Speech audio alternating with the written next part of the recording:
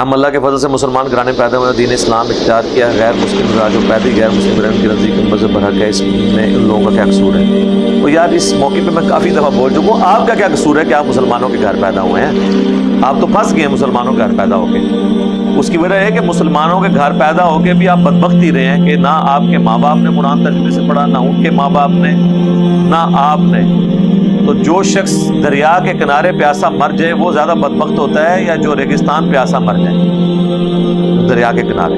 تو مسلمان تو دریا کے کنارے یعنی قرآن کے ہوتے ہوئے بدبختی میں مر رہے ہیں۔ وہ کیوں یہ زوم لگائے بیٹھے ہیں کہ ہم مسلمان ہیں تو ہم نے جنت میں چلے جانا ہے؟ مسلمان آپ پاکستان کے شناختی کارڈ میں، صحیح بخاری میں حدیث ہے، بلکہ حدیث کو تو چھوڑے، پہلے تو آئیں آپ قرآن کے۔ سورہ الروم کی آیت نمبر 31 ہے، منیبین الیہ واتقوا واقیموا الصلاۃ ولا تکونوا من المشرکین۔ اللہ کی طرف رجوع لاؤ، اس کا تقوی اختیار کرو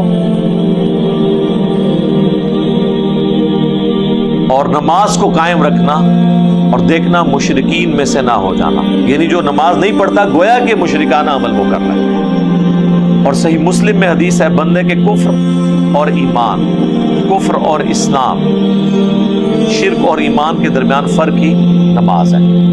جو نماز ہی نہیں پڑھتا وہ اپنے آپ کو مسلمان کیوں مانا ہوا ہے؟ اور اگر وہ نماز بھی پڑھ رہا ہے اور قرآن کے مطابق اس کے عقائد نہیں ہے تو وہ اپنے زوم میں اپنے آپ کو مسلمان سمجھتا ہے۔ باقی رہ کے غیر مسلم، ان کا معاملہ اللہ کے سپرد ہے۔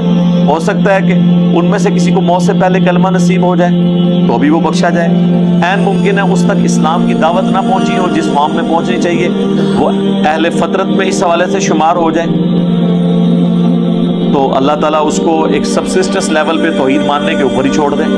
یہ اللہ کے فیصلے ہیں، آپ غیر مسلموں کی فکر کرنا چھوڑ دیں میرے بھائی، آپ مسلمانوں کی فکر کریں۔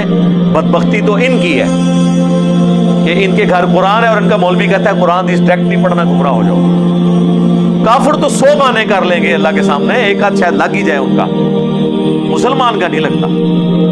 تو یہ سوال الٹ کر دیں، میرے نزدیک تو جو مسلمان ہو گیا وہ پھنس گیا جب تک کہ وہ اس دین پہ نہیں آتا۔ ہاں اگر نام مسلمانہ رکھنے سے، شناختی کارڈ مسلمان لکھنے سے بخشش ہو جاتی ہو، پھر آپ کی بات بالکل ٹھیک ہے کہ ہم بڑے خوش نصیب ہیں کہ ہم شناختی کارڈ میں مسلمان ہیں، لیکن کاش یہ دیوانے کا خواب صحیح ہوتا، لیکن یہ خواب ہی ہے، اڑ جاؤ۔